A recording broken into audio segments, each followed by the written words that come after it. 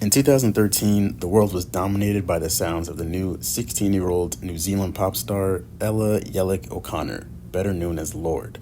Her hit singles Royals had soared to the top of the charts and made Lorde a household name. But after a long gap between albums, with her most recent release coming back in 2017, we're still waiting on a new release from one of the most influential artists of the 2010s. So what happened to Lorde?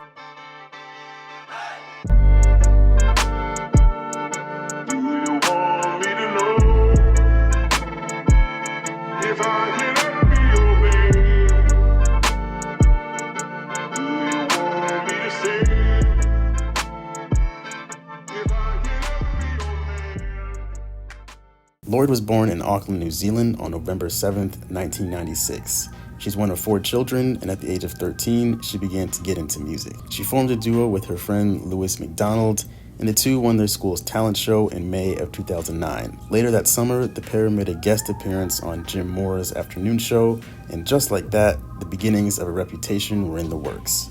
Lewis McDonald's dad sent some of the music to UMG, and UMG signed them. The duo didn't last for very long though. Lorde started to make her own original music, and in December of 2011, she linked up with Joel Little to help create her first EP, which turned out to be the Love Club EP, and she self-released it about a year later on SoundCloud. UMG officially released the EP in March of 2013 after it had been downloaded 60,000 times on SoundCloud, but hey, that was basically a way for UMG to make sure the EP would actually sell. On that EP would of course be the song that would send her to superstardom.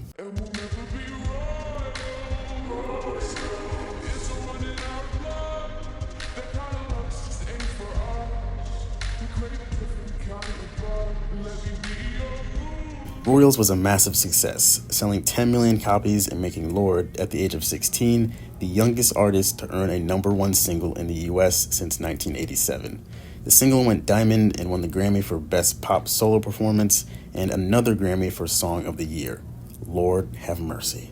In September of that same year, Lorde dropped her debut album, Pure Heroine, and it was immediately met with huge praise from around the world.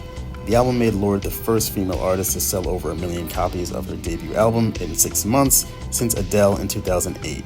In 2014, the album earned a Grammy nomination for Best Pop Vocal Album alongside Robin Thicke's Blurred Lines, Justin Timberlake's The 2020 Experience, Lana Del Rey's Paradise, and the actual winner, Bruno Mars' Unorthodox Jukebox.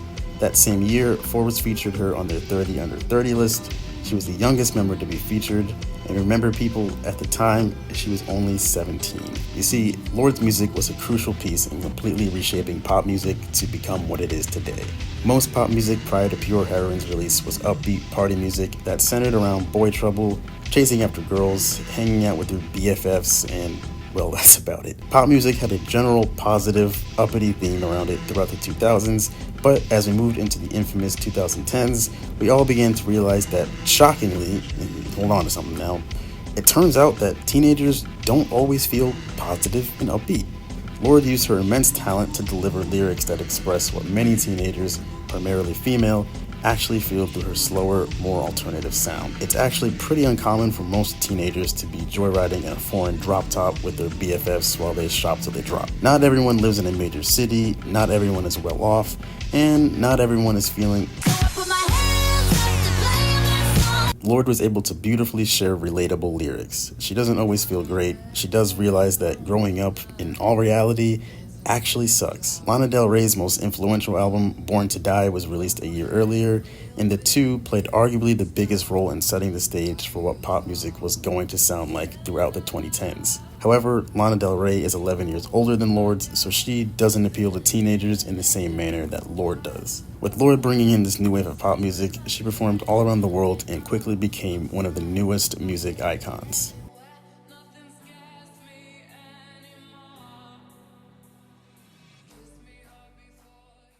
Now, the one thing we all know about the music industry is how important it is to stay relevant. If you aren't putting out new music on a regular basis, you will be forgotten very quickly, especially for new artists. So you would think that after the huge success of Lorde's first album, she would quickly follow up with more new music. Well, that didn't happen. 2014 came and went, no new music. 2015 came and went, still no new music. 2016 came and went, and yes, still no new music. So where did she go? Well, Lorde believes in the old saying, quality over quantity. Lorde was not rushing to put out anything new because she didn't want to just try riding the wave she had created for herself. She knew that her fans loved her music not just because of her sound, but because she kept it real and put a lot of time into making sure it was an absolute work of art. And art is something that is always evolving. The greatest artists of all time didn't find the winning formula and then just stick to repeating that formula over and over again. That breeds great business, but not great art. Art naturally evolves and grows with the person who's creating it. With all that being said, Lorde recognized that Pure Heroine came from her 16-year-old self, and it was such a massive success because for the most part, it was all genuine. I'm sure she knew that it was almost impossible to capture that lightning in a bottle a second time, but she also knew that her next album needed to come from that same genuine place.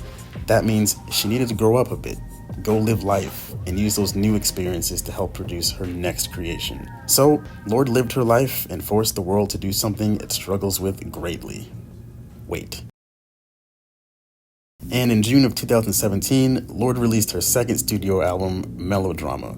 This new album gave you a look into this window of time in Lorde's life, which displayed a lot of the feelings that come along with solitude. While the album was met with critical acclaim, as you can imagine, it didn't sell nearly as well as Pure Heroine did. It debuted at number 1 on the Billboard 200 chart and went gold in the UK and US. As far as sales go, the music industry doesn't really favor brand new artists waiting 4 years between their first and second albums. So what is Lorde up to now? Well, surprisingly, she's living her life.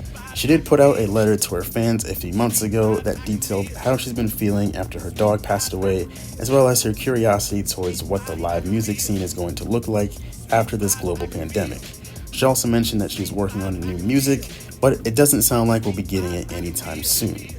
Lorde has quietly been one of pop's most important artists throughout the 2010s. If Pure Heroine didn't release when it did, would we have gotten artists like Billie Eilish, Khalid, Halsey?